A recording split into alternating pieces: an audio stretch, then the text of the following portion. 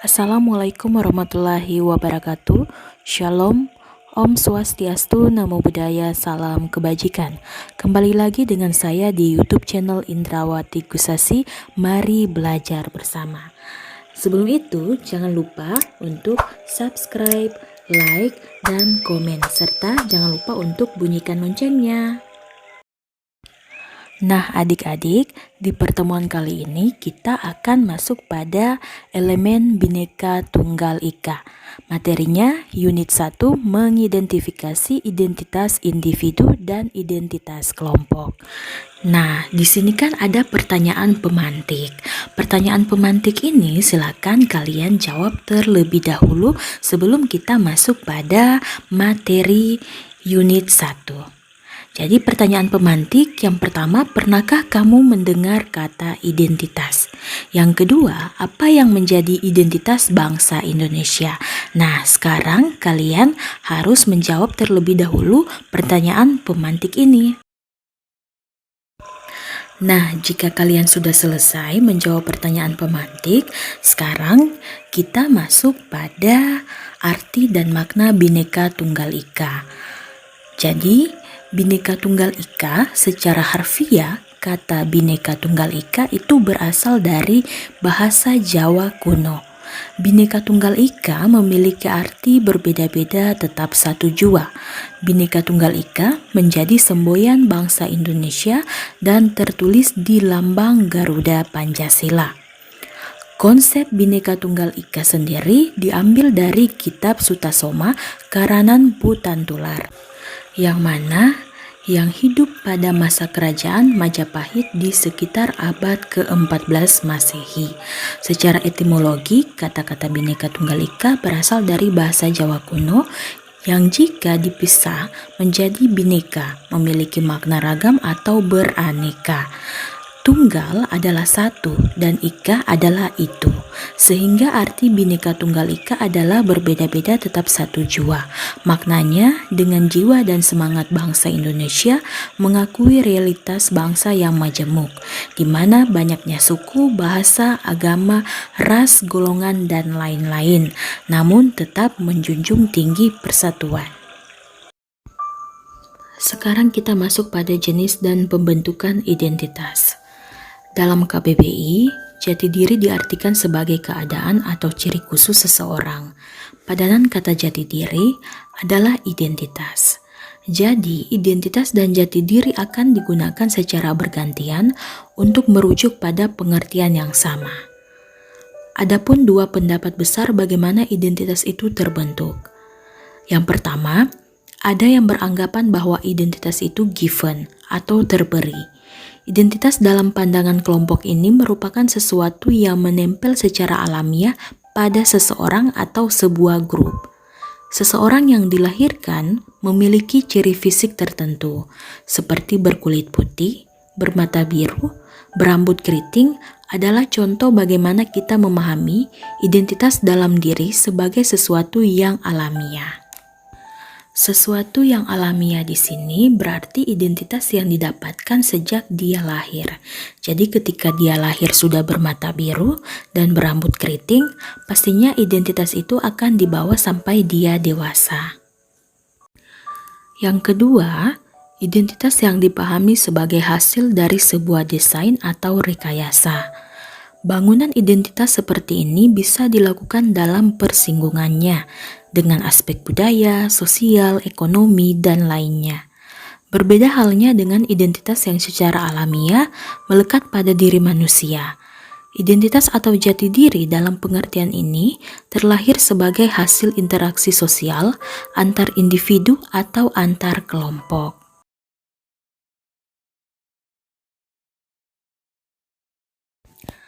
Kita masuk pada 4 tipe identitas. Jadi, identitas itu mempunyai 4 tipe. Yang pertama, identitas individu yang alami. Saat ada bayi yang baru lahir, pertama-tama kita kenali tentu saja ciri-ciri fisiknya.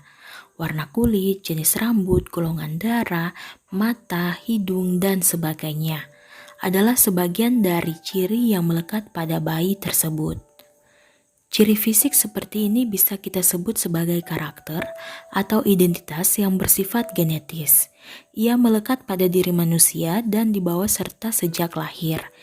Ciri fisik manusia sudah pasti berbeda satu dengan lainnya. Mereka yang lahir dari rahim yang sama sekalipun akan tumbuh dengan ciri fisik yang berbeda, termasuk juga mereka yang terlahir kembar. Ada identitas fisik yang secara alamiah membedakan dirinya dengan saudara kembarnya itu. Di luar karakter fisik, identitas individu juga bisa berasal dari aspek yang bersifat psikis. Misalnya, sabar, ramah, periang, dan seterusnya. Kita mengenali seseorang karena sifatnya yang penyabar atau peramah. Sebetulnya sifat ini juga bisa menjadi ciri dari kelompok tertentu. Namun pada saat yang sama, kita bisa mengenali seseorang dengan karakter-karakter tersebut.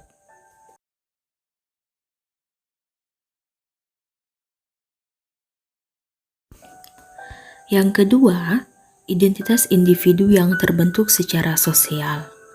Selain karakter yang terbentuk secara alamiah, kita bisa mengenali jati diri seseorang atau individu karena hasil pergumulannya dengan mereka yang ada di luar dirinya. Dari interaksi itu, lahirlah identitas individu yang terbentuk sebagai buah dari hubungan-hubungan keseharian dengan identitas di luar dirinya. Identitas diri itu terbentuk bisa karena pekerjaan, peran dalam masyarakat, jabatan di pemerintahan, dan sebagainya. Salah satu contohnya adalah dalam hal pekerjaan. Kita mengenal berbagai macam jenis pekerjaan, misalnya guru dan peserta didik salah satu contohnya. Seseorang menjadi guru karena ia menjalankan tugasnya untuk mengajar dan menyebarkan ilmu pengetahuan kepada murid-muridnya. Ia sendiri tidak terlahir otomatis sebagai guru, tetapi identitasnya itu didapatkan karena ada pekerjaan yang dijalankannya.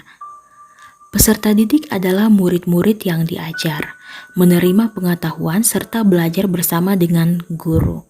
Identitas sebagai peserta didik tidak melekat sejak lahir, bukan sesuatu yang alamiah atau genetik. Peserta didik adalah jati diri yang tercipta karena seseorang datang ke sekolah dan mendaftarkan diri untuk menjadi murid di sekolah tertentu.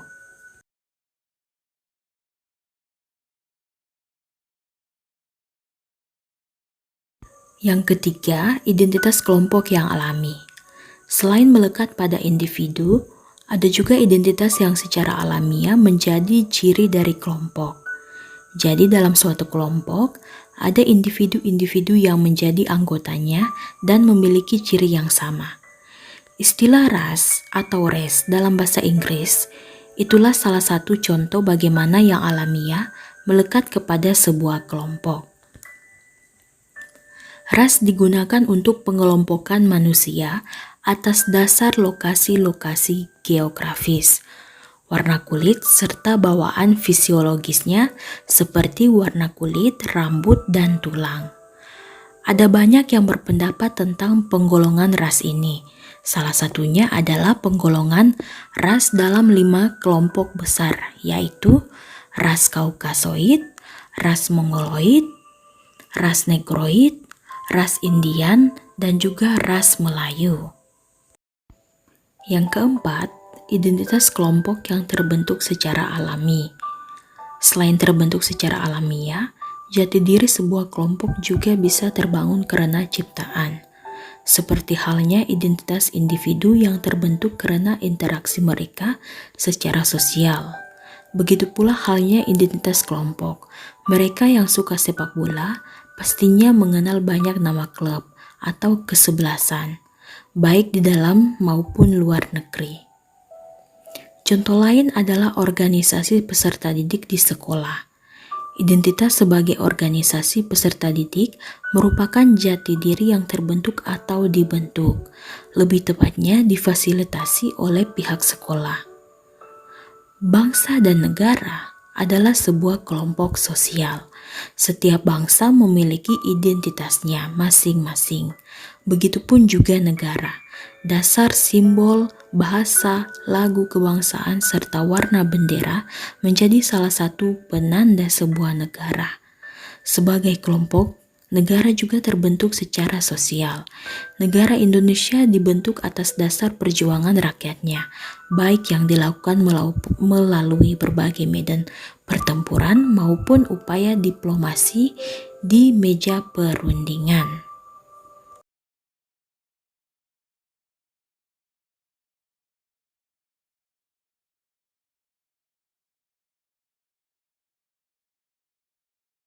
Sekarang kita masuk pada materi yang terakhir. Tadi kan di awal sudah ada pertanyaan pemantik. Yang pertanyaannya, apa yang menjadi identitas bangsa Indonesia? Nah, di sini identitas bangsa Indonesia itu adalah Pancasila. Di mana Pancasila adalah identitas yang digali dari kearifan serta kekayaan nilai bumi Indonesia. Agar terus tetap hidup sebagai ciri bangsa, Pancasila tidak sekedar dihafalkan, tetapi juga diamalkan. Pancasila adalah nilai yang hidup sebagai jati diri bangsa Indonesia. Pada sebuah bangsa yang majemuk, Pancasila adalah jawaban yang tepat sebagai jati diri. Sejarah bangsa Indonesia adalah kisah tentang sebuah negara yang majemuk. Keberagaman tidak bisa diingkari sebagai fakta sosiologis sekaligus sebagai kenyataan alami yang memang demikian adanya. Pancasila kemudian membingkainya dan sekaligus memayungi keberagaman tersebut.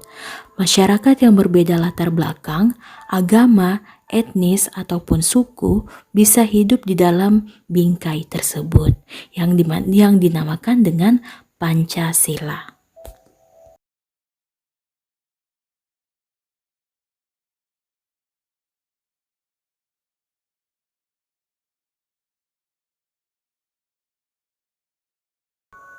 Sekian untuk materi hari ini, sampai jumpa di video selanjutnya. Unit 2, mengenali, menyadari, dan menghargai keragaman identitas. Jangan lupa untuk klik like, subscribe, dan tekan loncengnya di YouTube channel Indrawati Gusasi. Mari belajar bersama.